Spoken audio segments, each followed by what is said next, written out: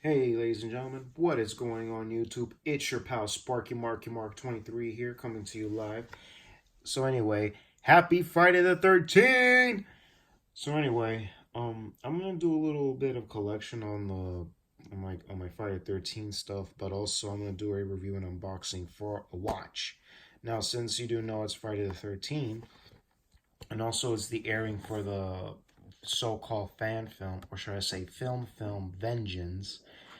I'm gonna be like excited to see that movie because it's gonna take place 30 years after the events in part 6. So anyway, before all that, I'm gonna put a little music. It's for Avicii Avicii. If I butcher that name, but you guys know I spelled the name with levels,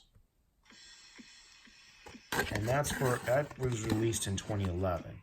And I'm about to unbox for a piece. Now, what is this piece that I'm about to show you? For a G001HC-1 and you're unfamiliar with that module number right there. And it's for the watch. Now, what does this shape look like familiar? And the module number, and it's the Jason. And with that, let me show you a little something around here. And it's that one. Blue display, green bezel, black plastic strap, buckle, wrist conformers, or the wrist huggers as it's coined, green buttons as well. The words are in blue, and look at that, what I just did. When you hold onto that when you hold onto the illuminator button for like a few seconds, it's gonna go on A.EL, aerial illuminator light, luminescent light. And also another thing, it had thermal data, but the original Jason had thermal data, plus it had a micro light. As I said in that video, it was a concept prototype. And now we got this reissue one. This is for 2011 piece. Let's go to the functions. World time, stopwatch, my personal favorite, the timer, and it's all 3 graph lines. Alarm. Oops, I accidentally pressed.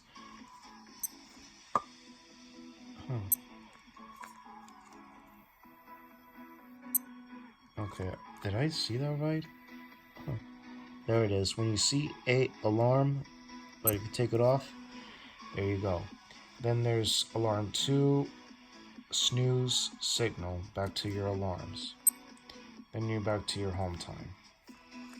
So yeah, I was 20 at the time when this came out. And I gotta say, it's been wicked with G-Shock. Even I'm seeing in rap music videos and hearing the whole celebrities are wearing this product. It's quality brand, not a piece of garbage. And shouts to Casio and Kyuku Ivy, the father of G-Shock. So also, I'm about to show my collections off for Friday 13 films. Part 1.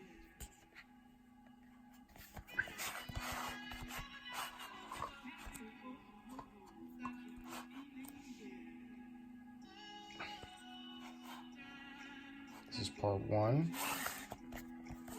And of course, for the record, Jason doesn't appear in this movie. Only you see a little boy, and you see the villain, the mom. And also, the big revealing is that if any of those heard about those lenticular slipcover that has the hockey mask and has the original artwork, for the record, why the hell do they put a hockey mask? We never see Jason with a hockey mask until the third film, and we don't see Jason's appearance until part 2 when he's wearing a different mask. And also, there's a slip cover, you can buy it on Blu-ray or online, and it's called Friday the 13th. But it's not the remake, it's the original Friday the 13th. And some people were very pissed off that why the hell did they just put Jason with the hockey mask? Like, what the heck? Jason never appeared in part 1, he was just a little boy. So yeah, you have the Man Behind the Mask Legacy with Sean S. Cunningham, and you have this commentary, fresh cuts, tales from Friday the 13th. But also like I mentioned before, writer Victor Miller and Sean S. Cunningham are both in a legal battle with each other because they claim that they have to know who right now owns the rights. I'm hearing a word that Victor Miller has the rights, and I don't freaking understand why. And I hope we're gonna get another Friday 13 film soon, please. And this time Vincent DeSanti should be directing, is what I heard. Also for part 2, and what I mentioned in that video as well, for Ted White's birthday, 2 gentlemen play Jason, except the parts of Steve Dash took over the role of Jason, and also as well the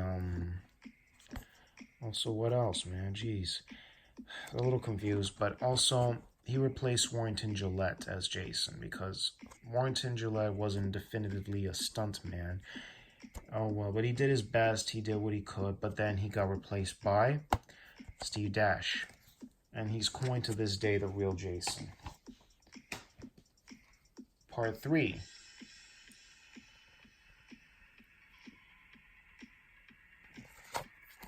And it marks the debut when Jason first wears his hockey mask. Look at that, folks. How crazy can you get with this? Except there's no special features. All you have is the 3D glasses, and you can select. You want to watch 2D or 3D, but if you don't want to, just keep the 3D glasses by itself. And more bummer, I won't be able to meet the two stars from the separate franchise. Richard Brooker, a former circus trapeze performer from Great Britain who didn't even like horror films but needed a break, and he played this villain. As well as on bummer, I won't get to meet Betsy Palmer, who played Mrs. Voorhees, which she will be missed.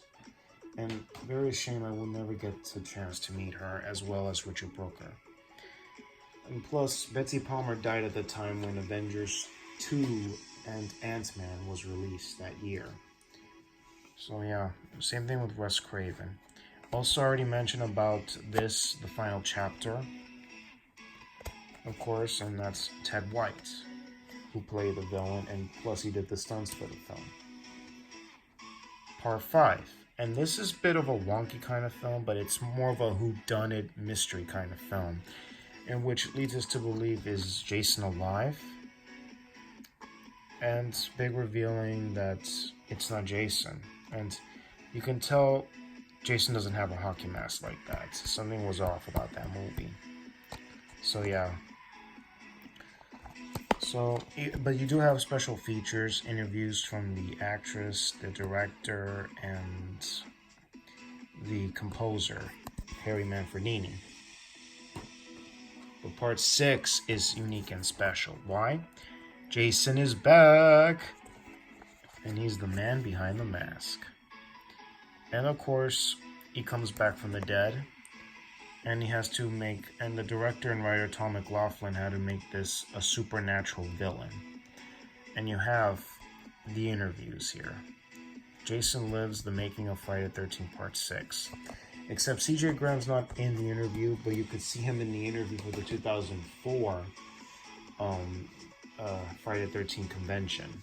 So yeah, he is interviewed in it. Also, Friday the 13th Part 7, The New Blood. Originally, the idea for that is that it was going to be a Freddy vs. Jason film, finally. Well, not finally, it was the beginning. But unfortunately, Paramount and New Line didn't want to make a deal. So it took a few years to settle the deal. And now they changed this into a Carrie vs. Jason, because the girl had telekinesis. How about Wanda Maximoff, the Scarlet Witch, versus Jason? And she is a clone of Wanda Maximoff, or a descendant of Wanda Maximoff. Maybe it's some reason. Maybe this could have been her birth mother. But anyway, good makeup effects by John Carl Buechler plus his directorial debut. But apparently, due to interferences by the MPAA as well as Barbara Sachs messing around because with his vision. But some people love the makeup effects in that movie. Even the design of Jason was unique. And if you're aware about the autograph, of course, I met Kane Hodder this year again. And I'll show you to the other item on the autograph that I mentioned, that I'm going to show you. Then, a part 8, Jason Takes Manhattan. Unfortunately, this only have a few minutes in New York because originally they had storyboarded everything, but it came down to budget. I mean, whoa, $5 million? Out of all the Fridays that had come before, Part 8 is marked the most expensive, $5 million budget. And half of it takes place on a boat, half in the city. And you do have a making of with the actress and actors, including the editor's son is in this movie. And Kane Hodder just wore the wardrobe, and look at that. Fred Mullen did the score as well as for Part 7. I mean, look at that. And you have the female hero in here with the male hero in. And this is Kelly Hu's acting debut as an actress. But if they had the money, they had to know the details if they were going to make it bigger. Frank Mancuso took the idea to first Rob Haddon, the writer-director, wanted to take Jason right out of Crystal Lake. Okay, take him out. If he's going to a city, it'd be one place, New York. So yeah, unfortunately, it has a love or hate. And before that, let me show you this document. Oh, wait. Sorry, folks. A little confused there. A bit confused. Jason Goes to Hell, the final Friday, Jason X, and Freddy vs. Jason. And the end of it, I'm not going to spoil too much. I'm not going to tell you details. To those who are fans or not horror fans, get the hell out of my channel. And here, I don't care. I do like Jason X. I kind of dig it.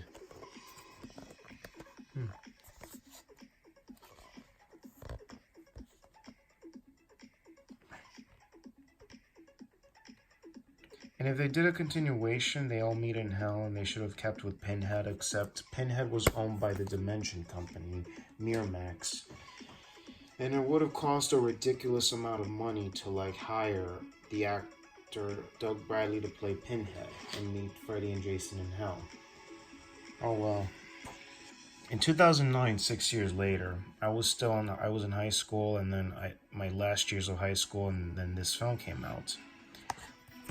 And of course, directed by Marcus Nispel, the 2003 Texas Chainsaw Massacre. And this film came out 2 months before my birthday, and a few months before I was done with high school. And Derek Mears played one heck of an intriguing villain in this.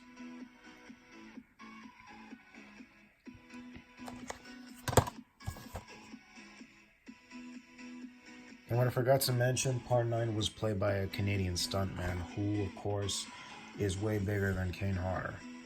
But also, I do dig this one. It has Part 1, 2, and 3 all in one film.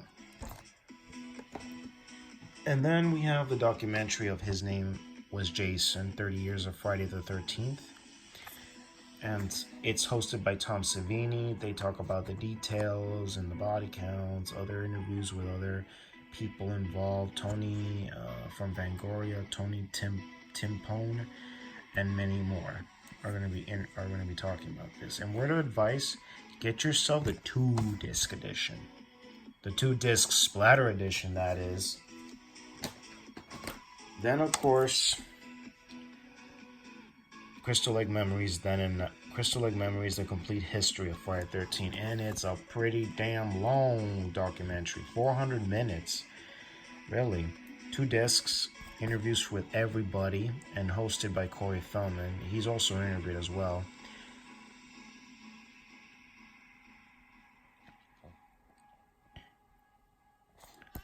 And also never before seen. Also, there's a book out there of this, but different. And you have some people in memory, of course. And what else? But also, what I was talking about, the autographs. Okay, this is my first time meeting Kane Hodder. That one. The part 7 was about 3 years later, which was this year in April. I met him. And then CJ Graham's Jason number 6. We get to see this. I met him 2 years ago. And I took a photo with him in the photo apps, but I don't have it framed yet. But also, I have the documentary To Hell and Back, the story of Kane Hodder. And also you have interviews with everybody from Bruce Campbell of the Evil Dead films, Cassandra Peterson, Elvira Mistress of the Dark, Robert Englund, Freddy Krueger. His interview with Felicia Rose. And also there's over 90 minutes of deleted scenes. And also he talks about his childhood, growing up in a military base. And also what else does he mention about this? Oh yeah, he had his shares of bullying. But he was also raised in a military base. His father might have taught him to be tough. People have mentioned about the interviews of this and did reviews on this movie. So check those out, including Pizzow. And I know I've had my share of bullies way too many times. I know what that felt like, but nobody did what he went through as a little kid. So, yeah. Here you go about the Jason and stuff. And also, I'm going to show you more videos. More photos, my fault. Here are the 6 gentlemen without the wardrobe. Here we go.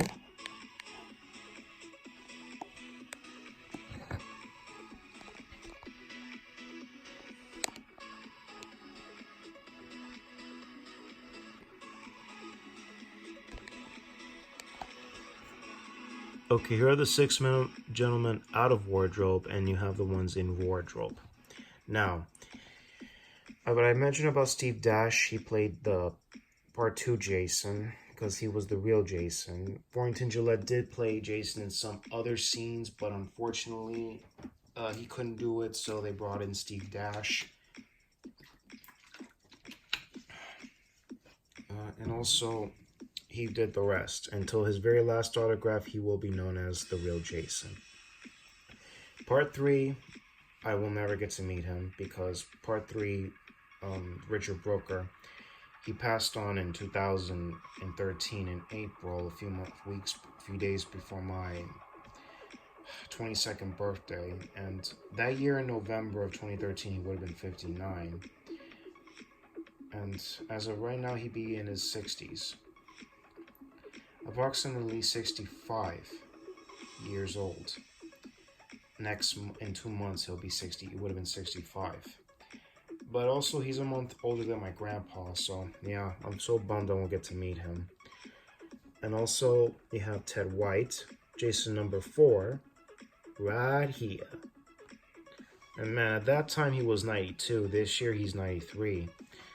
And also, you have CJ Graham, Jason number 6. Now look at that pose, y'all. Even the wardrobe looks badass. But before, I have skipped one more dude.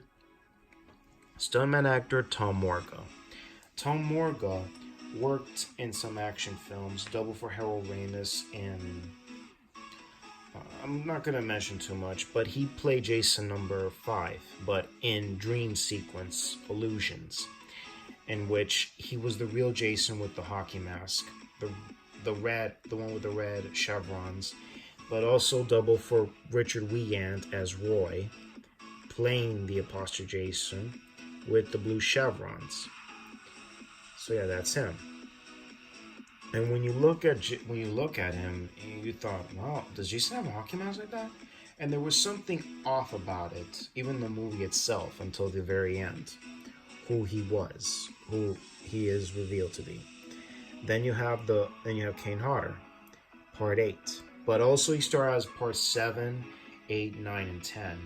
Unfortunately, he could not even wear the part 7 wardrobe because, man, the part 7 wardrobe I heard was 3.5 hours of makeup and also the prosthetics, the latex. Plus, it was very smelly. No doubt about it. But he wore the Part 8 wardrobe, and it's easy to put on and take off.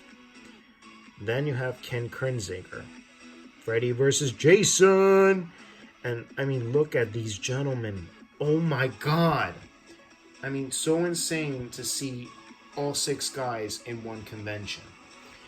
But I'm very, very, how do you say, bummed out I won't get to meet Steve Dash, Jason number 2, because he died in December 18, 2018 last year, and I was so bummed out. This was his last appearance convention as Jason number 2. And I've been providing the link for the Steve Dash documentary, Husband, Father, and Grandfather. Interviews with C.J. Graham, Kane Hodder. They talk about that C.J. Graham was a sweetheart of a guy. I mean, also Steve Jr. talks about his dad, everyone that knew him. And plus, good to know that these 2 guys are going to be appearing in the Friday the 13th Vengeance. He's going to be playing Sher Viotti, and C.J. Graham is going to be playing Jason's father, Elias Voorhees, that we've been waiting for.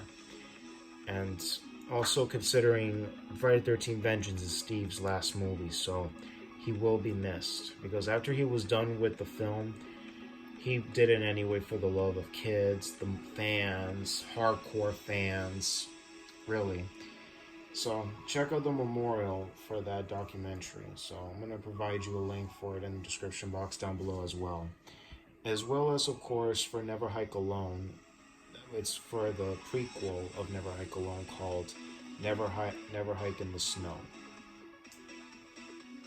Never Hike in the Snow, it's what it's called. So it's going to be a prequel. So if you want to get your hands on a 3rd copy edition of this, I'll provide you a link in the description box down below to Indiegogo. So support Never Hike in the Snow.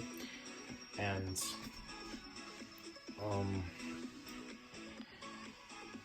what else? I mean, it's gonna be ridiculous. So yeah, better like give the fans for the horror genre, and also the also for the Never Hike Alone prequel.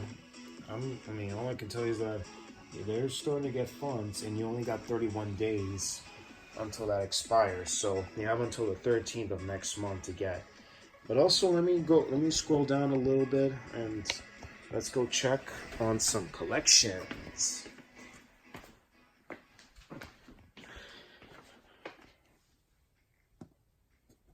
Here's my NECA Friday the 13th, the video game.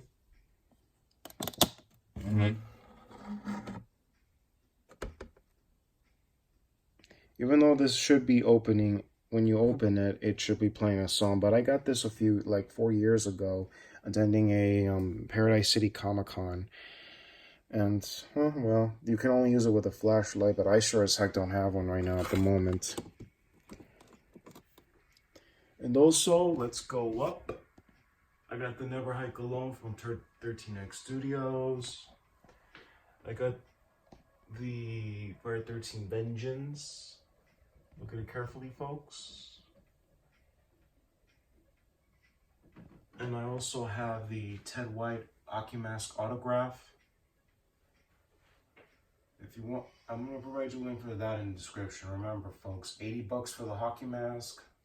Same price as being signed. Not the exact same price, but it's $80 only. Not another $80. So it's your choice how you want it signed. I got a Part 3 hockey mask from Jason Creation Station. You can get that on eBay. I got the Part 1 and 2 25th anniversary. I got it from 2005 of the Friday the 13th. Right in the middle is the Cinema of Fear 2nd series of Mesco toys from Jason Lives. I got that on my 17th birthday 11 years ago. Then I have a Part 5, A New Beginning, Roy hockey mask, Jason mask as well, but it's the Roy as it's coined to this day. Fiberglassmask.com and my CJ Graham autograph from Jason number 6. CJ Graham, and I got the NECA Friday 13 Part 3. Then I got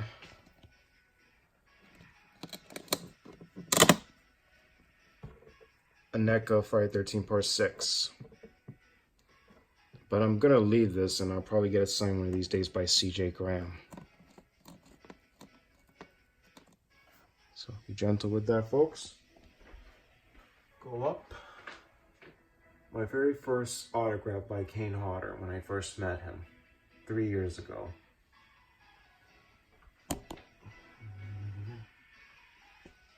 And my Crystal Lake to Manhattan box set, Friday the 13th.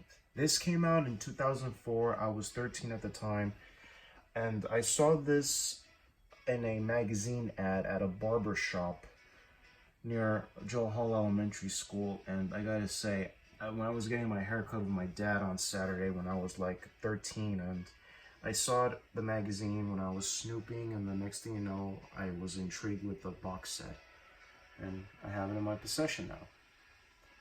And there are interviews with that.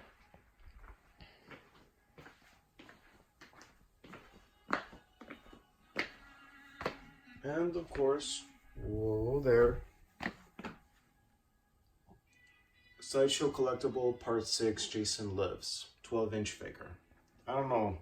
Should I move it, like leave it there, or put it back on the side? So yeah. And of course, a NECA Friday the 13th Part 4, the final chapter Jason figure. Let me say I could open it from this angle.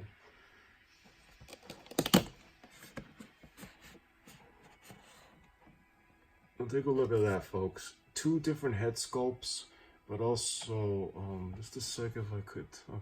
You have the weapons, you have the mandibles. Jason also uses a machete and a tombstone of Pamela Voorhees. So yeah, that's a Part 4. NECA figure. So yeah, whew, a lot of crazy ass shit going on right now. So shout outs to the collectors, shout outs to the Viz, Chatty Bobby, Chad Arms, WrestleManiac, also Pizzo, also who else, man? Wet Movie 1, Cool Duder, Sean C. Phelps, and at Wet Movie 1, Brandon Mitchell, shout outs to Kane Hodder, CJ Graham, rest in peace for Steve Dash, Betsy Palmer, and Richard Booker. Shout outs to Kane Hodder, Ted White, Tom Morga, Derek Mears, Ken Kernzinger. Shout outs to the watch collectors, G Shot Go, Mike 835, Danny Handsome, Crispy, Chris CRISPY, Crispy, also as well as G Dub, G Shot Warrior 3111, as well as Mike Hughes, all the other collectors out there. And anyway, that's all our shout-outs, but I'll provide you what I need to give to you all fans out there. So anyway, this is Sparky Marky Mark, signing off now, and one more word, rock on with the peace song. Well, I'm out of here. Peace!